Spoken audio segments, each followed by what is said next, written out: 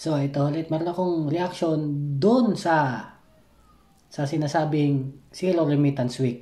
Ito. Ng OFW Zero Remittance Week simula March 28, 2025. Ano ang... Okay, so napanood nyo, di ba?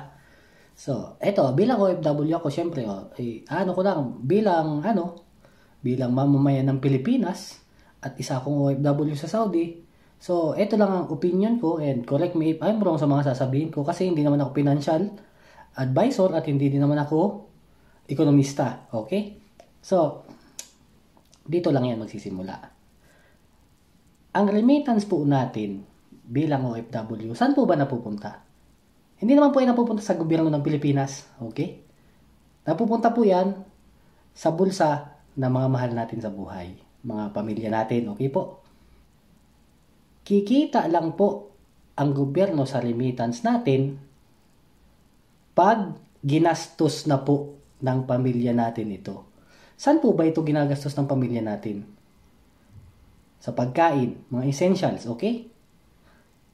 Sa mga damit. Ito yung tinatawag na mga basics, okay? 'Di ba?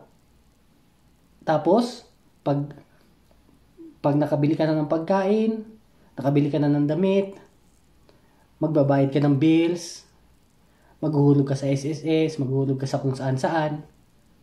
So, marami ka pong binabayaran doon sa Pilipinas. Ngayon, siyempre, kikita yung gobyerno natin doon sa essential, sa VAT, di ba? So, yun ang mapupuntang share ng gobyerno. Okay? Doon sa mga padala natin. So, kung tayo po lahat ay hindi magpapadala, halimbawa lang po, tayong mga Pilipino hindi magpapadala ng remittance, sa isang linggo lang, okay? Sa isang linggo lang po, hindi po mangyayari ang collapse. Okay na yung sinasabi ninyong magko-collapse ang ekonomiya pag hindi nagpadala ang mga OFW, hindi po yung mangyayari. Kasi isang linggo lang naman po ninyo gagawin yun okay? So, pag isang linggo pang hindi nagpadala, ang mangyayari lang is madedelay lang naman yung padala nyo ng isang linggo. Okay? So, parang ang nangyari lang doon sa ekonomiya ng Pilipinas, kinulot nyo lang. Tapos, next hindi na masakit. So, ganun lang po. Okay? Yun ang mangyayari sa gobyerno, sa ekonomiya natin. Ngayon, sino magsasuffer pag di ka nagpadala? Di ba? Magsasuffer ang pamilya mo dahil hindi sila nakabili ng pagkain, hindi sila nakabayad ng bills, at kung ano-ano hindi nakakapagbigay ng baon, hindi nakapasok ang anak mo. So, ano nangyari? Yung mga due dates mo, nagkapatong-patong patuloy ang interest kasi hindi mo nabayaran on time. So, sino po ang nagsuffer? Ang gobyerno po ba? O ikaw na hindi nagpadala? So, ako nga po, sabi ko, hindi ako po ekonomista, pero alam ko po na gano'n ang mangyayari. So, hindi po magsasuffer ang economy ng Philippines kung isang linggo lang po tayong hindi magpapadala. Okay? Ang magsasuffer po yung pamilya natin. At ngayon, sabihin natin, sige, ituloy-tuloy natin to hanggang isang taon. Okay, doon pwedeng mag-collapse ang ekonomiya.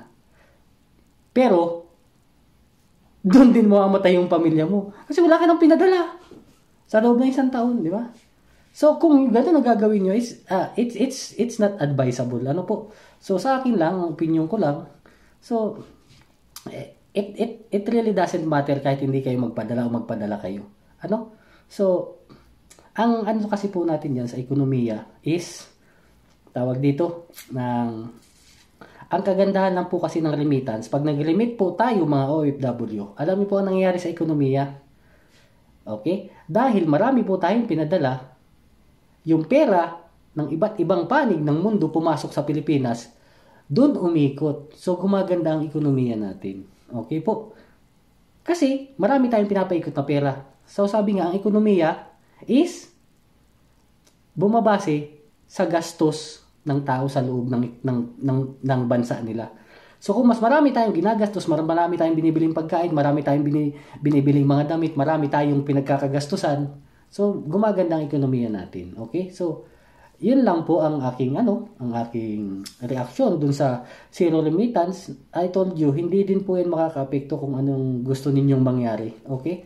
Ang maapektuhan po, unang-una pamilya nyo. Okay po? So, yun lang.